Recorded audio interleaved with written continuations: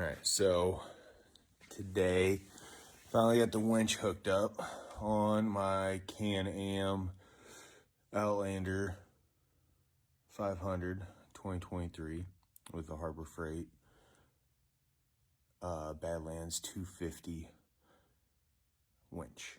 Okay, so it's the Am Outlander 2023 500 with the Harbor Freight Badlands ZXR 2,500 pound winch. You don't absolutely have to have the mounting plate. It does like give you an 1/8 inch steel plate that thickens it up. Plus with the bend in there, it's more stout.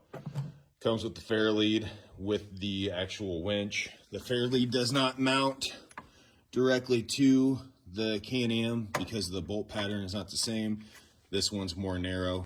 The bolts down here, the 4, those match the bracket just fine, but you can't have the bolt heads in there because the winch won't sit flat, so welded those into the actual mounting plate, then kind of ground them flush, left enough weld to hold them. The only hole you had to mod, had to drill that hole in there, and this one goes up through the back of the winch, so I need a longer bolt. This one also goes up to the winch. Those 2 bolts hold the winch to the plate holds to that.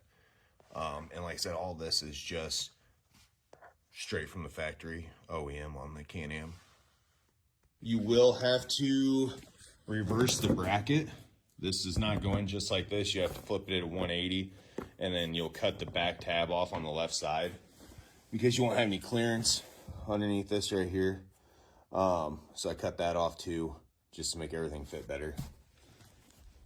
So I ran the wiring up through the drain plug that just pops out and had to add longer wires to make it from the box down to the winch because the wires that come like stock with it are a little short, wouldn't make it. So I saw a guy do this online and I thought that's a pretty good idea. So went ahead and did the same thing. Not too difficult. Down here, so these are the 2 longer wires that come out of the box. They go straight down to the winch. Add new ends, heat shrinked it, zip tied everything. Other 2 cables, those run back to your power source. Zip tie those to the radiator line and tucked them back. Behind the panel there, ran them all the way back here and put this plastic shielding on there because this gets a little hot. Hopefully that protects it from anything happening, I hope. Zip tie that to the line, ran back here to the circuit breaker. You do have to take this apart. You cannot fish it through. It's 4 screws to take the housing off, 1 nut to pop the other line off the circuit breaker, fished it up there.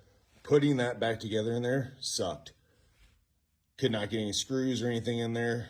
I wish I had some like Velcro or something to kind of hold it in the back. Zip tied certified.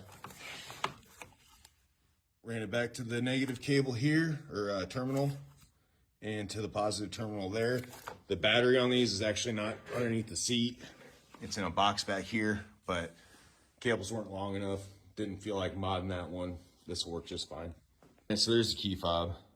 It comes stock with the winch. You hold down the on button for 3 seconds, turns on.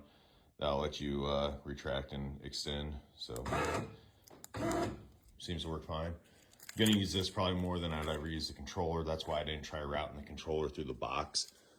I saw a guy do that on his video and he zip tied to the handlebar up there by the brake. I didn't like the way that looked. It looked dumb. So I didn't opt for that.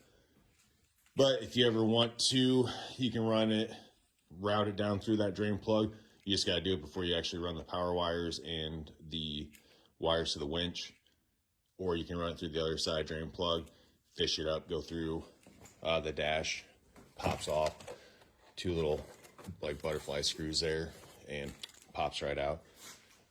Yeah, pretty basic, straightforward install, just extremely time consuming. I know if you go to the 3500 winch from Harbor Freight, it comes with a solenoid, it comes with a switch that actually mounts up there. I didn't feel like doing all that wiring, so this seemed to be the best bet. But we'll see how it goes with the plow.